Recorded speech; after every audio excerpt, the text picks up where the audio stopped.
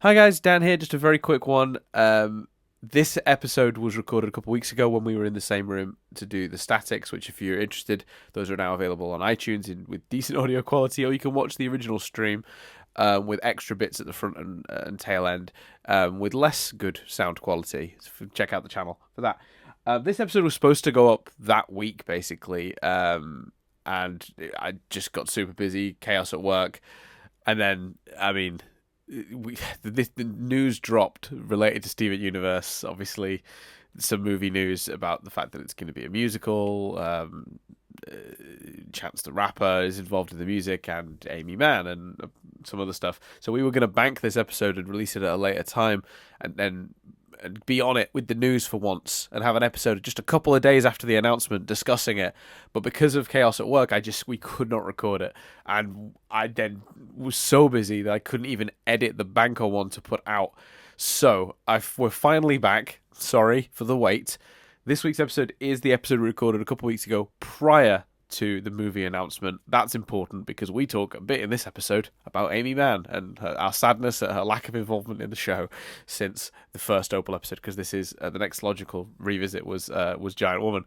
Obviously, we don't know for sure if she's going to be in the movie or if she's just helping write some of the songs. It's unclear from the announcement, but we obviously don't know that at this point, so this intro is a little bit more necessary than usual. Here's our revisit of Giant Woman. Next week we will have discussion of what we know about the movie and maybe some theorizing based on what we have now learned, what it could be about. And then we're hopefully going to go week to week for a little while, at least until we run out of ideas, and then we might go every other week. But we'll talk about that closer to the time. But for the time being, now Tuesdays. Going forward, Steven University, we're back, baby. Sorry, we've had 2 false starts, but here it is. So anyway, enjoy this week's Steven University, which is the Giant Woman revisit, recorded in the same room. A little sleepy, little reserved, but still equally average, like our usual content. So enjoy. Chris isn't here to say cue the music, so I have queued up a previous time he said that so that we maintain consistency, because that's apparently important. So here we are. Cue the music.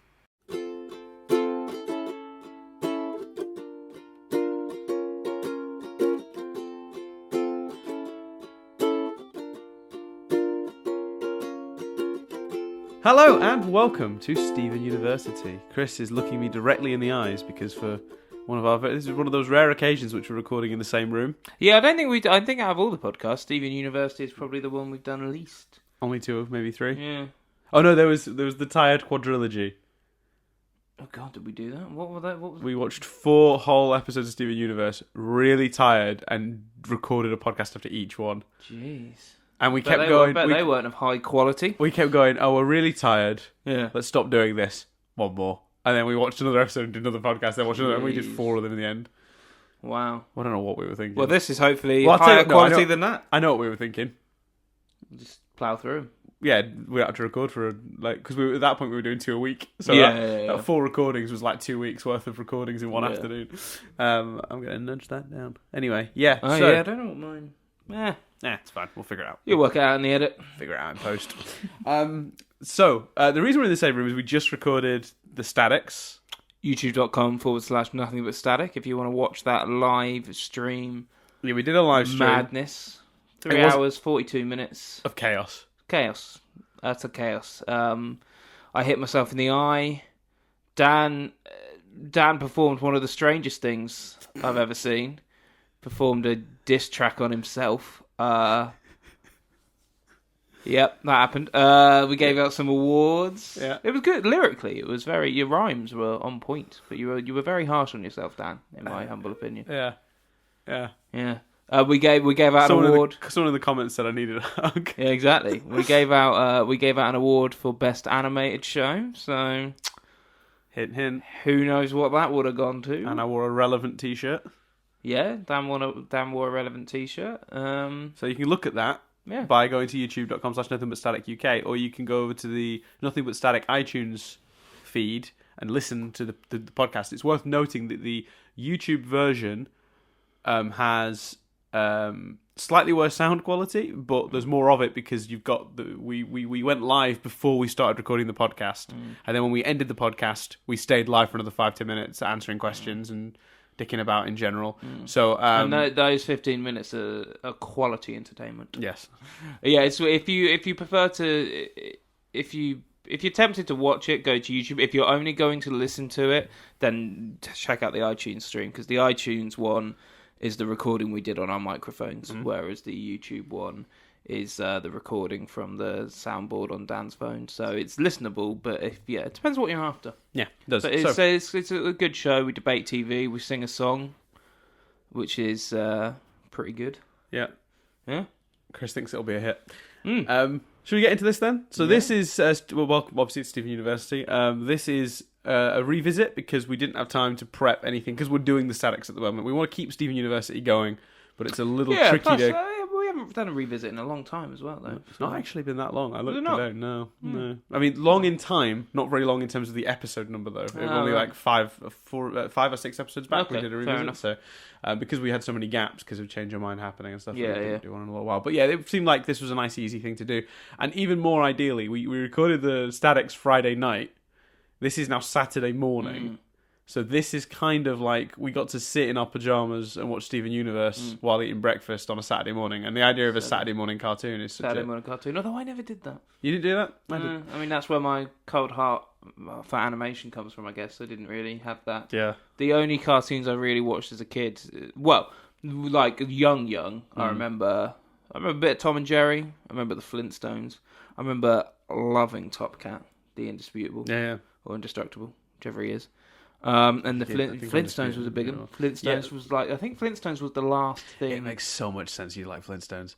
Because Flintstones is basically a family sitcom, but just they happen to animate it. Like it had a laugh track and everything. Yeah. And I think the Flintstones was the final thing that Cartoon Network would air of an evening. Right. In the UK. So it'd be like the Flintstones and then maybe EastEnders if you were lucky. Yeah. Maybe So I watched all that stuff when I was younger, but as I got a little bit older, then I started watching like anime Saturday mornings. So Yu-Gi-Oh, Dragon Ball, Pokemon occasionally. Yeah, Digimon. Pokemon Digimon is where I jumped off animation, apart from The Simpsons. And then obviously, there's that era, like there was so many great shows like Recess, Doug, Hey Arnold. Oh, Doug. I remember Doug. Yeah, Doug was great. If it had a bitchin' theme tune, I might occasionally watch it. Yeah. Arthur. I don't remember Hey Arnold's theme tune at all. That doesn't bode well. No, it for was Hey Doug Arnold. that made you. Hey Arnold was Hey Arnold. Remember that? Yeah. Doug is... I wasn't mixing them up. I was just because Doug has such a good theme. to sing the Doug theme tune. Yeah, okay, that's fair. I think we've referenced that on here before. Yeah, so it was nice to watch a Saturday morning cartoon this week. I think. Yeah, I've done it actually. Though I bet I've watched a Saturday morning cartoon more recently than you, because I did it about 2.5 weeks ago. Oh yeah, what did you watch? I watched the episode of Arthur that was getting all the love. Oh yeah. It was good. I really enjoyed it. Oh, good, excellent. I haven't had a chance to watch it. Yeah, I think I will. It was good. I was never huge on Arthur though, in general. I couldn't remember like any of the characters. I respect what they've achieved, but like, part of me was like, yeah, isn't it like one of the longest running shows in the world? For sure. I tell you what, I did used to watch actually for Saturday morning cartoons. I remember very distinctly waking up early to watch Darkwing Duck and Gizmo Duck and all the Duckverse shows. Yeah, which I'm told weren't directly connected, but they kind of like it was very confusing continuity because there was Tailspin there were characters that crossed over from different ones. Like DuckTales and Tailspin had what's his face in both, and like seemingly the same character, but like maybe not the same universe. I don't know. It was all a bit mixed up. Anyway, cool. Anyway, Steven Universe. So we rewatched, as I'm sure you figured out. We see it turn from the into title. A giant woman. Was Giant Woman, and then obviously the Creed version. All I wanna do is see you turn into a giant woman. No, not Creed. Pearl Jam. That was it. It was Pearl Jam, wasn't it? Yeah. A giant woman. The fact that you don't know what the impression is says it's not that great an impression. All I wanna do. Oh dear. That's better. I hope see you turn into. I hope I can. I'll have to turn that mic down. Smashing Pumpkins. All I wanna do is see you turn into. I don't know what that is. Giant woman. Wouldn't Smashing Pumpkins be more like all I wanna Yeah, do. Like, he goes right down, doesn't he? You heard the Stephen Lynch song. Yes, What I if have. the guy from Smashing Pumpkins lost his car keys? Where the Love- fuck are my love car that. keys? They were right here in my hand. great. They were just here a second ago. Did I leave them in the kitchen or underneath the good. cushions of the couch? Anyway, Anyway, what did you think? I love this episode. It's a great episode of Steven Universe. It's fantastic. I think it's incredible because with Fusion being such a huge part of the show, it's incredible to think how well they introduced the concept. Everything about it is you're educated on it in this one 10-minute piece of television. You don't need to know anything else about it.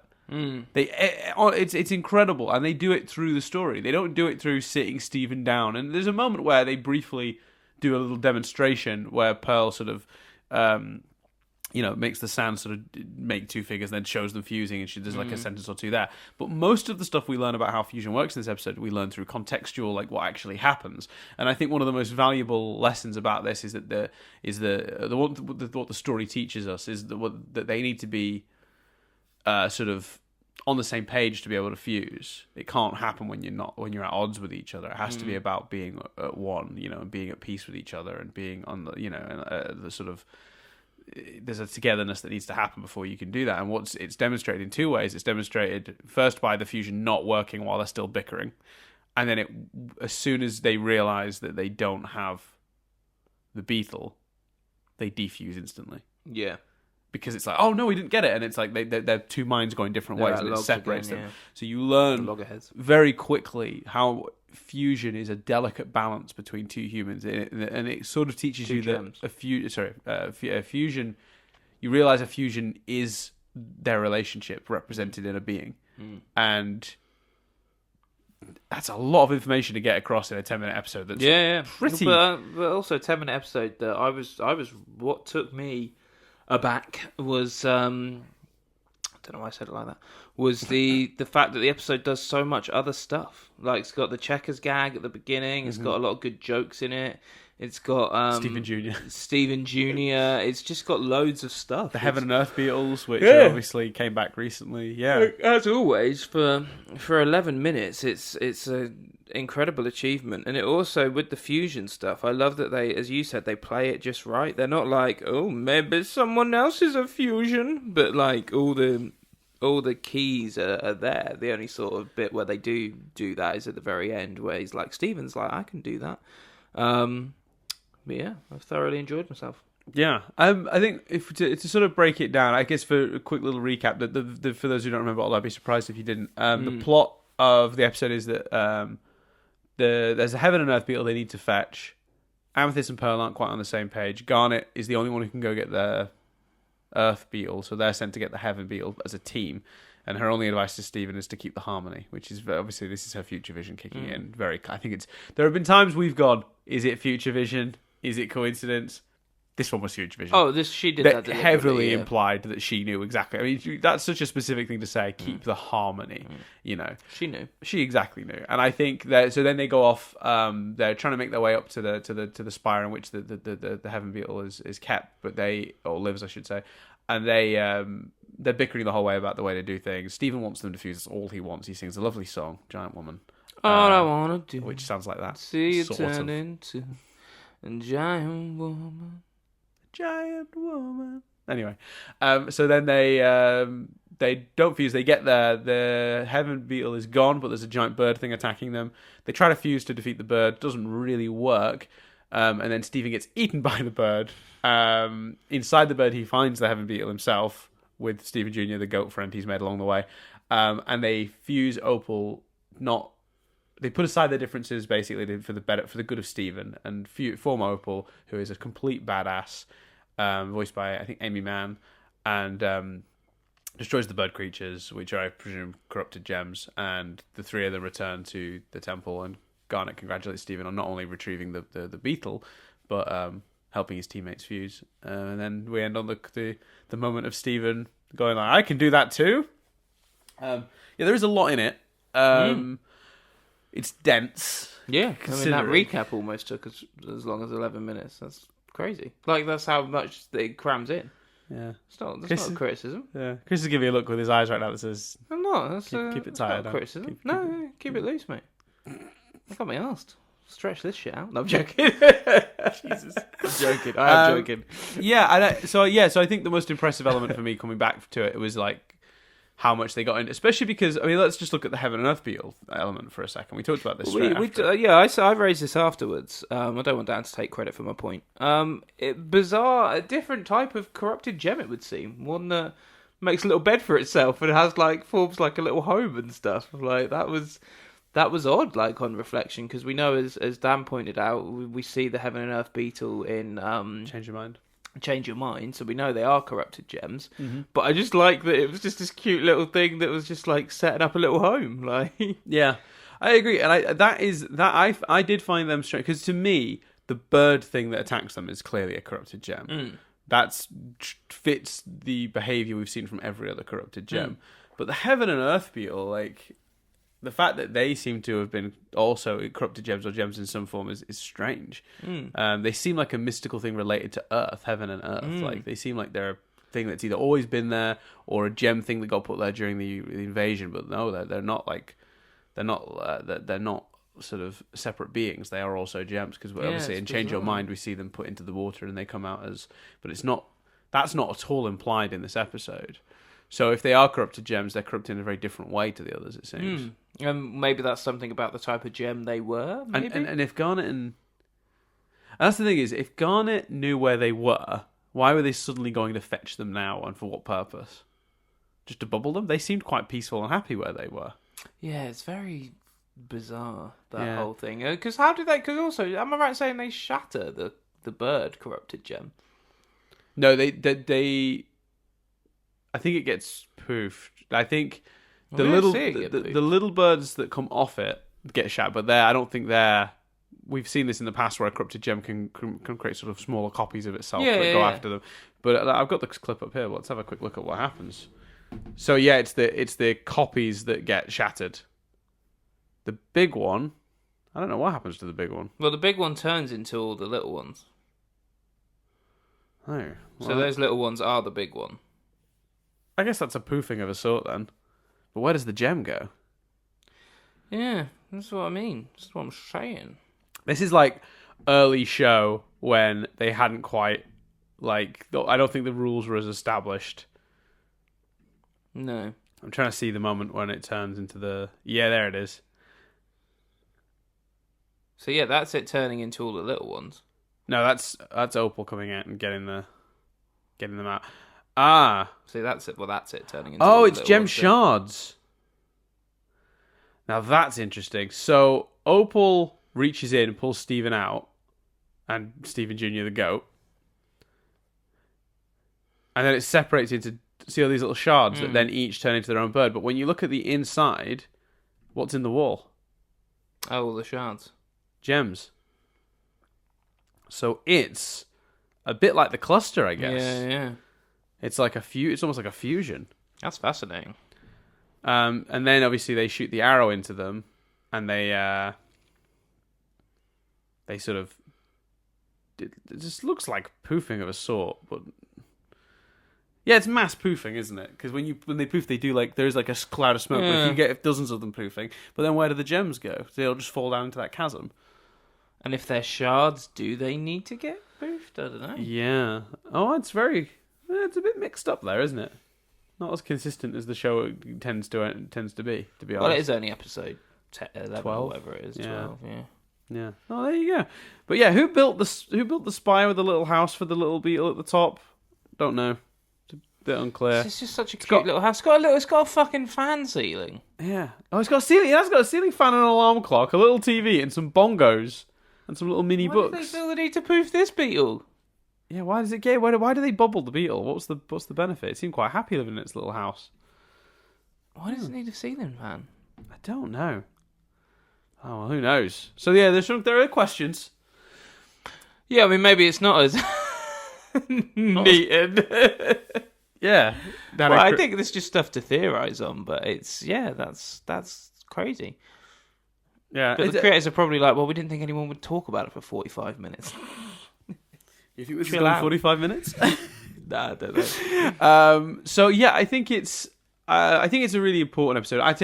Emotionally though, I always smile and like feel that sort of like swelling feeling inside when she sings the song back at him. Yeah, it's a really nice moment. And that part of me though, like, he's singing that song for ages. Like, they climb up that tower. So is he just the entire time like, all I want to do? Oh yeah, because he sings it over a montage. He sings it over a montage, but he's singing it like it's not sung over. Like, he's singing it, which amuses me. As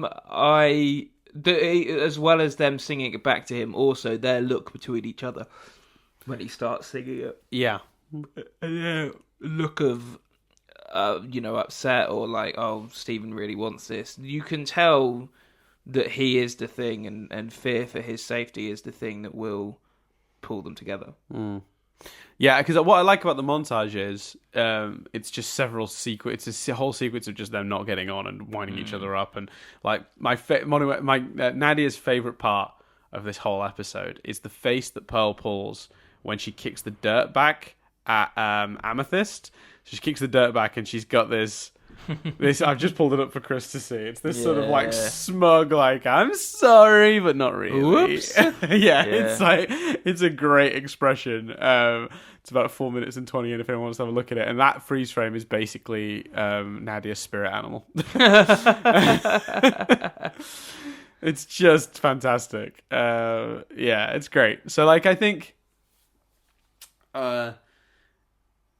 they've achieved a lot in the space that they've got with 10 minutes, but the tone of it is like still super fun and silly and very much off on an adventure. I think it's good. Should we talk briefly about your original thoughts when you watched this? Because you had an interesting perspective on this episode. What was that? I'll read you some quotes. Well, I'll just read you the general ones first, which is you sort of said it felt like an iconic episode of this show. Yeah, it did, definitely. But then you sort of had this. You said it was very enjoyable. You felt it went by much quicker than the others have, and it was kind of like, oh, I get this. I get what this is becoming. So that was from your bit arrogant. Oh, you said it. And when you said what's cool is that it really did feel like a fusion of the two of them.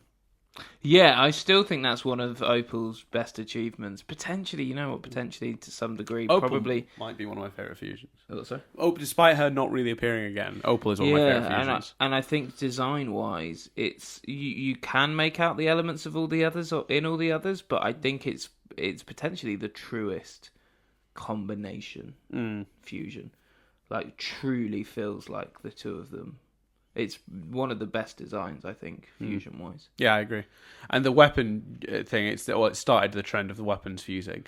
But the cool idea of using, getting a bow and arrow because of Pearl's spear and Amethyst's whip being the sort of the bow part, the string part of the bow. So you could create like that's such a great idea. Definitely. It's fantastic. Yeah, I know. I like Opal a lot. So Opal confuses me because I get why we don't see Sugalite very much. Nicki Minaj is too expensive. Yeah, but I mean, for example, recently Rebecca Sugar went on Amy Mann's podcast. Yeah. Why don't we see Opal more? Yeah, It's like, that one hurts because I just don't understand. How many times have we seen it then? Speaking once that episode. Oh wow. Visually twice since then. What, change your mind and something else? I don't think we saw Opal in Change Your Mind, did we?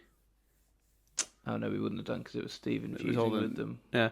So there was an episode where we saw her in a flashback, I think, and then there was an episode where we came in just after the moment had happened where Opal had done something and Opal was fused and then defused. So it was like I can't remember what the exact circumstance. I'm visualizing her in front of the ocean, but she's only appeared non-speakingly twice since this, to my knowledge. That's such a shame because you know what, like, controversial. I prefer Opal to is it Pearl and Garnet's fusion? Sardonyx? Yeah, the chat show host. Yeah. I prefer Opal to Sardonyx, and I feel like we've seen Sardonyx a lot more. Oh, we definitely have. We've definitely seen Sardonyx a lot more. At least 2 full speaking role episodes. 1 second. Let me have a look and see if I can get the exact number of appearances. But it is low. It's really low. It is Amy Mann, so I'm not a crazy person. Just 2 episodes. Oh, no, that can't be right. Bear with me while I pull up appearances. Episode appearances. Here we go. Yeah, non-speaking role in The Return. So that must be the just done something. Yeah, and then non-speaking role in Log Date 715-2. And that's it. Just the paradox. Oh no, and Together Alone, non-speaking.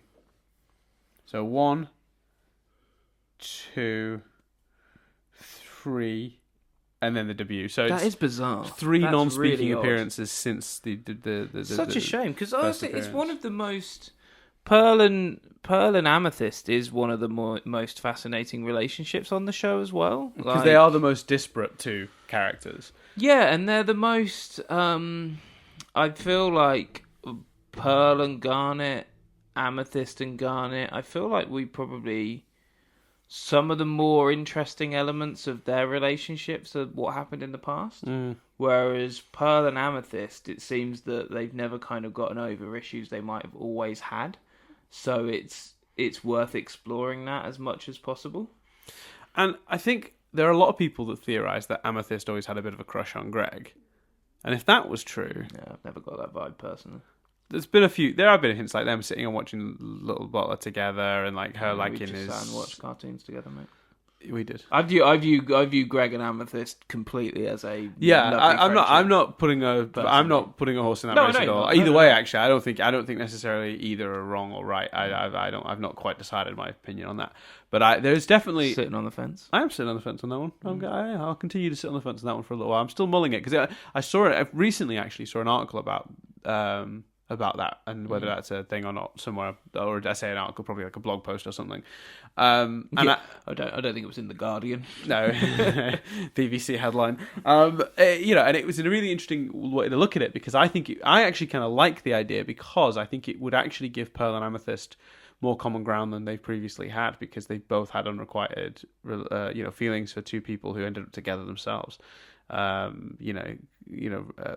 and her relationship with Pink/Rose, and obviously Amethyst then feeling that way, but Greg seeing them together would have been kind of hurtful, I imagine, for both of them, if they did. But there's been Greg and Amethyst's relationship. There are definitely a handful of events you can cherry pick from the show that would suggest that maybe she had at least a tiny crush, whether that developed into... I've personally always interpreted those events as signs of friendships, and sure. I love it when shows show friendships like that. Yeah, me too. And it's such a thing that in shows there's the thing with shipping and stuff is it leads to we've done a whole episode where we just listed random ship combinations. I don't know, some of them were in jest, but I feel like whenever a show does a pure friendship, it usually has to hammer that home. Like you think about Doctor Who, the Doctor and Donna. The Doctor and Donna is such a pure friendship, but they have to keep fucking ramming it home and keep saying it and like, oh, we're friends. She's my best friend. Da da da da da. Yeah, even presumably so people don't ship them or something. Yeah, they understand the intent. Yeah, well, that's that I find interesting as well, actually, because that says a lot about fandom that they felt the need to do that. Exactly, and they did it in their first episode when he says like, "Oh, all I want is a mate," and she's like, "Oh, you want is a mate." Like he means a mate, like a friend, and she thinks he means a mate, like to mate with. Mating. Yeah, and they very much make that joke and then clear it up very deliberately, and it does feel that way. And for me personally, I think it's a friendship, and it's a lot of the activity they've done together is over how they grieve and how they were grieving Rose, and Yeah, certainly a lot of it has been based around that we've seen. That doesn't mean other stuff didn't exist. Because like, people keep looking at like the episodes prior to Rose's death, where Amethyst had interest in Greg. Like, she styled her whole hair based on his and things like that. People talk about that sort of stuff. I have no horse in that race. I'm simply repeating a theory that at least some people hold. On the subject of the most interesting combinations, Pearl and Amethyst... we come to something that you were talking about a lot in the original podcast we did on this. I'm just going to read you some quotes. I kind of didn't want to see them fuse. They only just let us know that was a thing. I wanted them to build it and it be a moment when we saw them fuse. It wasn't. It was clear it wasn't going to go that way, but I liked the idea of us not seeing it. The key for me saying I wish we didn't see Opal yet was because whilst I'm getting it and enjoying it and all that stuff, there still isn't anything I'm like, well, what's this? I must watch the next episode. Let's do this as soon as possible. There's no black smoke monster from Lost. There's nothing that I'm like, I want to know where this goes because I must find out. I think the Opal thing is, I would have potentially been a bit like, let's plow through this so we can get to Opal.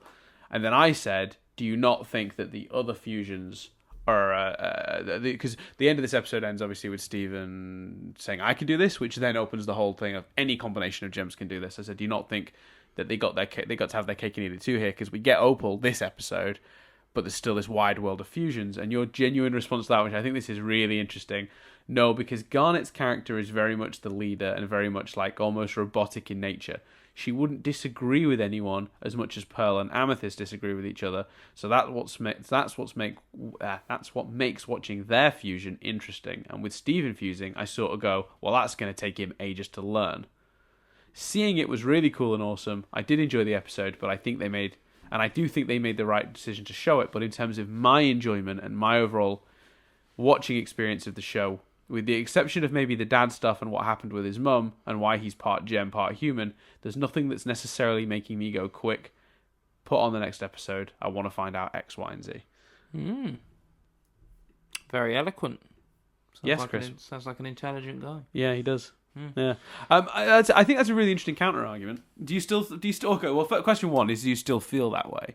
Well, it's difficult because I actually completely understand where past me is coming from, but obviously I've hindsight and watching it all. They do a whole arc dedicated to Pearl and Garnet falling out and refusing to fuse as a result. So it's the answer of but they had to create that situation. They had to fall out about something quite specific, and fall out very within the show. Those two, you can start an episode with Pearl and Amethyst bickering because they'd set that up at that point. Yes.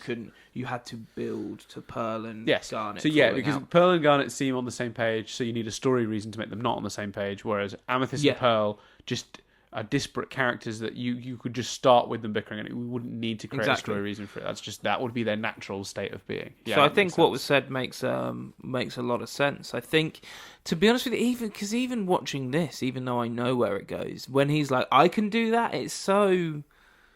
You just assume it's not going to happen for a long time, and you just... And you're not right.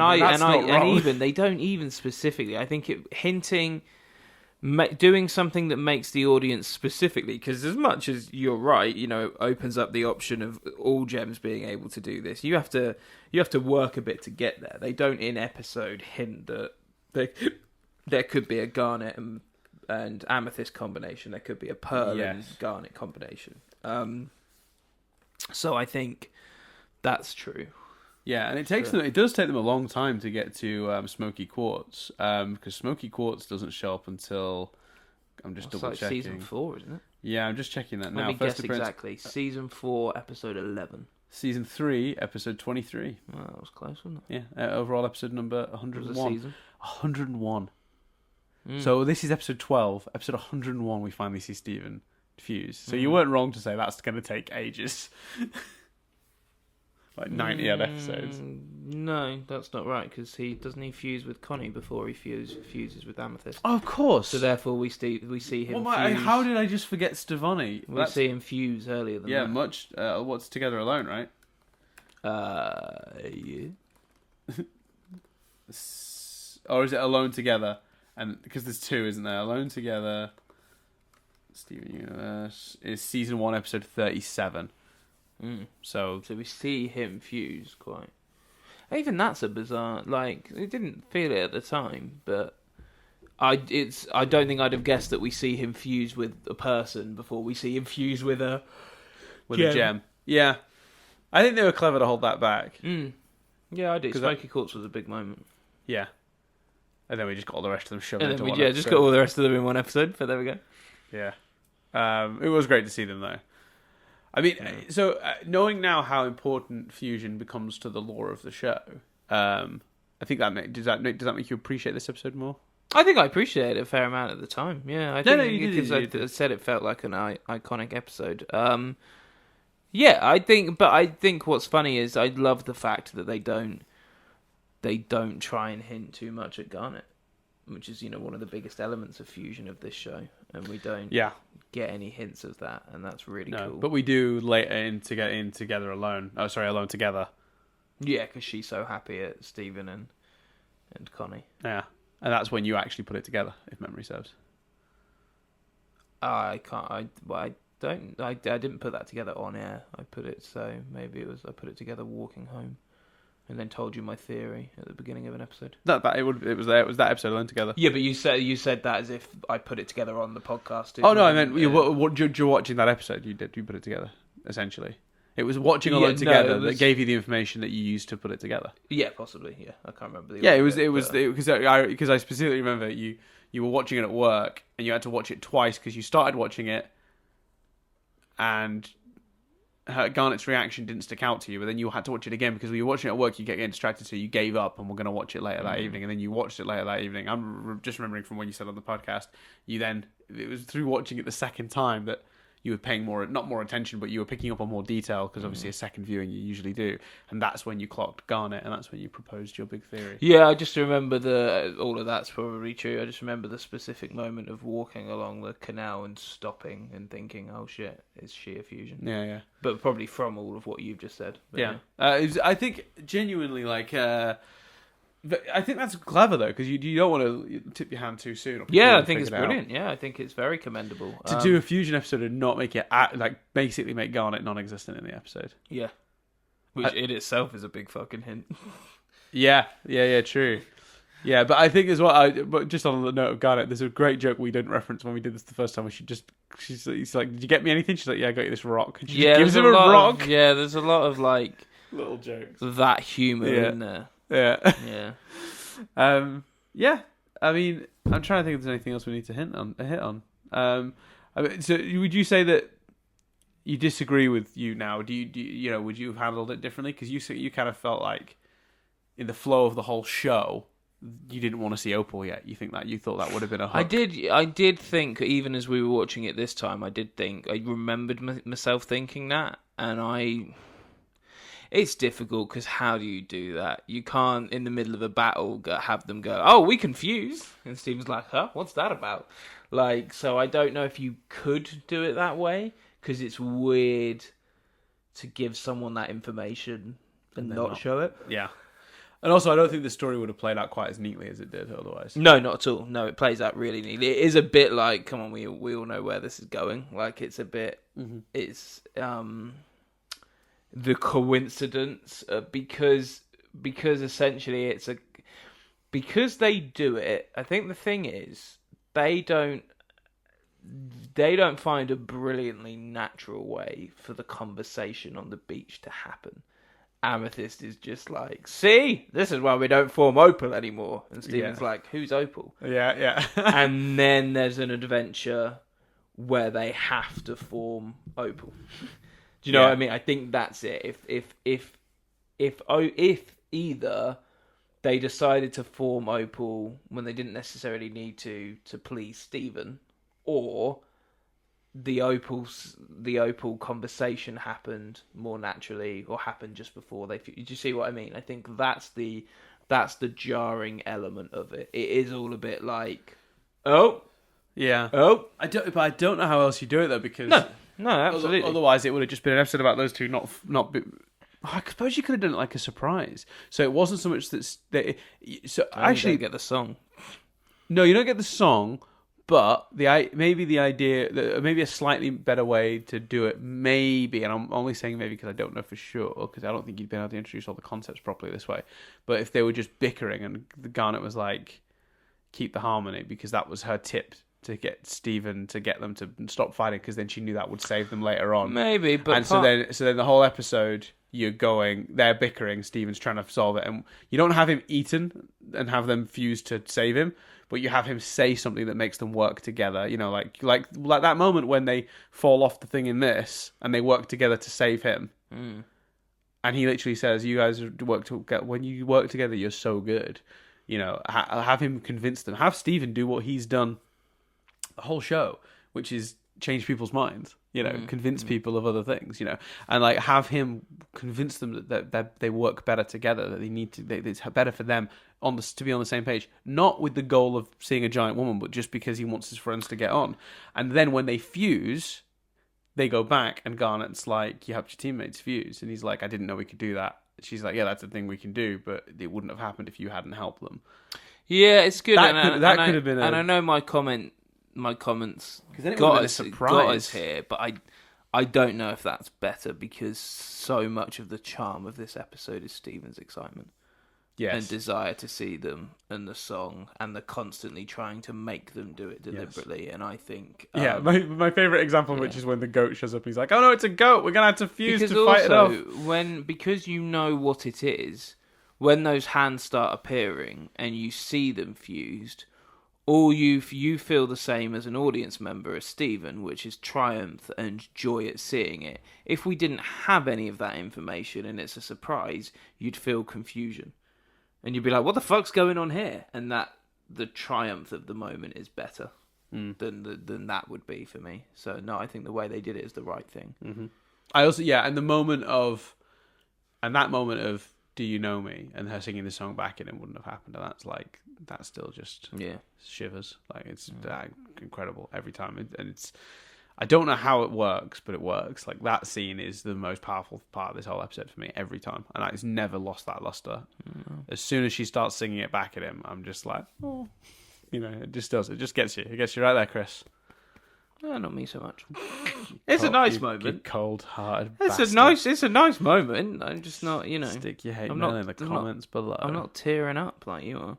Yeah, it's beautiful. It's a nice moment. I think it's beautiful. Yeah, no, it's a very sweet moment. Because what's sweet about it is that fear he has of her not knowing him, and that his friends are gone. So the excitement of "wow, giant woman" is immediately swept away by the reality of, "Oh God, what have I? Is this a bad thing now?" The realization that they might not know him hurts him so much, and then that response is not only her telling him that she does know him, but it's so affectionately done that she's singing the song back at him. Yeah. Oh, I love it. Yeah, it's such a good moment. Yeah, it's great, and the visuals are great in this episode as well. I mean, we've commented on that they don't quite fit in with the canon of the show, some of the weirdness of the gems and stuff. But the visual of her forming the bow and firing it into that sea of birds and the explosion that follows it, the sea of birds following them down the spiral. The spiral is so beautiful. Really well done. As she sort stuff. of like slides down the pole. It's incredible. Like visually, that sequence is incredible. Definitely. Wasn't sure on rewatch about the way they revealed Opal through her many arms first. That seemed like a strange. Well, it's not so much the arms; it's the fact that Opal's hands are bursting through the body of a creature. Yeah, it more got me. Yeah, it's a strange way to introduce. Quite a dark visual.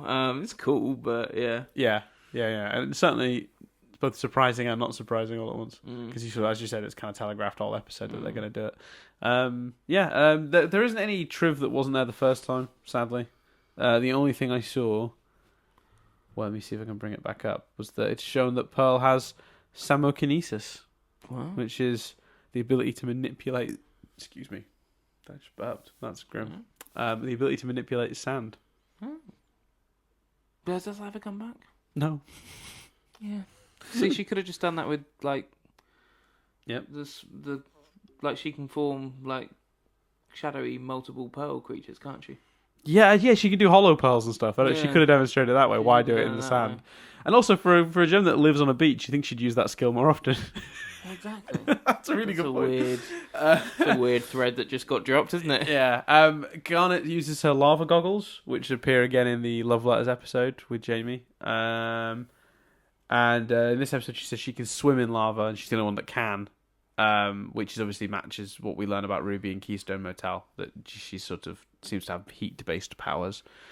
And Amethyst's dance includes the stanky leg, which is a kind of dance. What's amazing about that, people, is that Dan has looked up the stanky leg Wikipedia page and has that in front of him and came back with the startling information of That's a dance.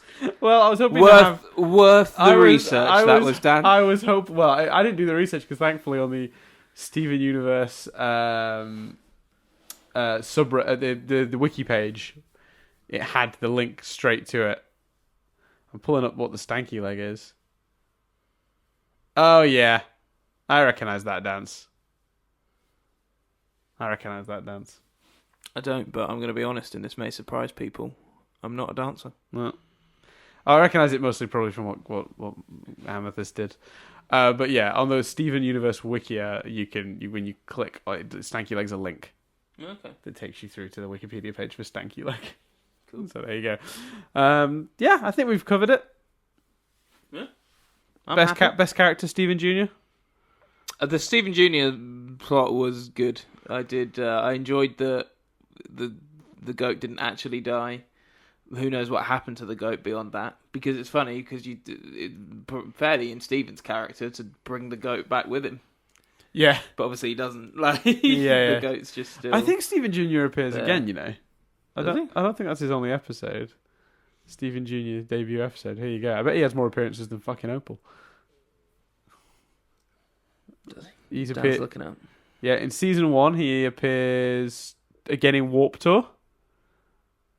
And then he appears... Oh, he's pictured in Know Your Fusion, but he doesn't actually appear. So he's only appeared once more. About on par with Opal. But in Warp Tour, that doesn't suggest he took him, though, does it? No, I think in Warp Tour they go back. They go back to there. Yeah, no. No, he didn't take him. Lion got kept. I feel a bit bad for Steven Jr. That was a great joke where he gets eaten and Steven goes, "My son." Yeah, it's great. It's a brilliant gag. Yeah. And then when he's fighting him later, he's like, "You're no son of mine." Yeah. It's fantastic. Yeah, there you go. I think we covered it. Yeah. What are we thinking for next week, Dan? Oh, don't ask me that. Put me on the spot. Yeah, I have no idea. Who knows? Who knows? Suggestions in the comments below. Why not? Yeah. Feedback in the comment below. I don't give feedback. It'd be quite poor. Go rate us on iTunes. Yep, that's a thing you can do that helps. You can check us out on Patreon. Don't feel you have to, but if you want to. Oh yeah, Patreon. If you want to chuck in a buck, as they say on the Weekly Planet. You can like the video. I've been told that helps. With like algorithms. Yep. This is, you know what, right? The word algorithm has started to just mean the website does something weird I don't understand. Oh, no one understands the YouTube and the YouTube algorithm. Oh, the iTunes ones for where you are on the charts. No idea how that works. Yeah. No idea whatsoever. Yeah. So, I mean, go to those places though and do the things we know that help with those. Yeah, do the things that other people tell you to do, but do them for us. Yeah, exactly. Like, that might become our new way of doing it. Yeah, I quite like that. Like, subscribe. Rate, review, 5 stars, please. Anything less, and I'm gonna find you. I won't find you. Chris can't be bothered. He's tired. I'm very sleepy, and we've now got to go record a drunk episode. Oh, that's gonna be messy. Which will be up at some point on the main Nothing But Static channel. Yeah, we do every year after the Statics. We do the after party, where we get drunk and talk about TV. And this year it'll be messy, particularly messy because we're getting drunk in person. We can't pretend to drink. We've got to actually drink. I've never pretended to drink. That's what's tragic. Yeah. I think, though, that seeing each other drink will force us to drink faster, though. I think we'll get drunker than we've gotten drunk before. Yeah, I think this could be the drunkest we get. Yeah. Oh, it's going to be bad. And then we'll put on... Oh, we should. But there are 2 films we really want to watch, so maybe it's not best to watch one of them. Oh, no, we're going to be eating, so we'll sober up. Yeah. Yeah, because we're going to eat after. I don't think we need to discuss our plans on the podcast, Chris. I don't know. People might want to know. People might... Safety first, Dan. I want people to be reassured of a few things. 1, we're not going to be drinking and driving. No, neither of us can drive for a start. Yeah, they don't have a license. I wouldn't be not drinking and driving either. Yeah, exactly. That would also be illegal. Yeah, so don't worry. Yeah, Dan and I are not driving either sober or drunk. Oh yeah, and we're not operating any heavy machinery. We're not doing anything. We're gonna be in. We are also going to eat after we've drunk. We're gonna eat some pizza. Yeah, tradition of ours to eat pizza together. Tradition of ours to eat pizza whenever we see each other. So yeah, don't worry, guys. Safety first. We'll probably order the pizza on the episode. I would imagine. That's a really good idea towards the end. Yeah. Yeah. I like that. Yeah. Smart man. Yeah. This is why we pay you the big bucks. Yeah, well. Oh, what if it arrives during the podcast? That'd be amazing. No, we're not going to do that. No, great. We because we'll be dicks to the drummer. We'll be like, yeah, mate, we're doing a podcast. You want to come say hello on the podcast? to the driver. No, I'm not doing that. I'll tell you now. Chris has suddenly changed his mind. He's not ordering it while he wants to be really... No, we can potentially order it, but the trouble is, I don't want people to hear the thought that goes into it. Yeah, we do put a lot And of also, I thought don't into want people to hear how much we order. Because we'll be drunk, so we're going to order a lot. Yeah, I'll be ordering a lot, mate. Well, there you go. So There you that's go. everything for this week. I've been Dan Dillon. I've been Chris And Billingham. we'll see you next week on another as yet undecided episode of Stephen University.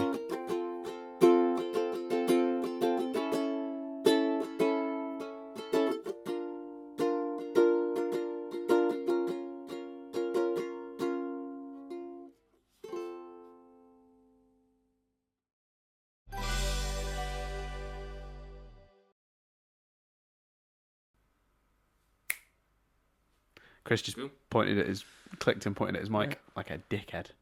Alright. Jeez. That's us demonetised for the use of the word dickhead. I've chucked a couple of fucks in. Oh, good. No, not good. It's not great. Saves me feeling bad about it, though. Now when we get Yeah. demonetised, it's both of our fault. Oh, yeah. We're in it together this Yeah, week. yeah, yeah. There you go. High five. High five.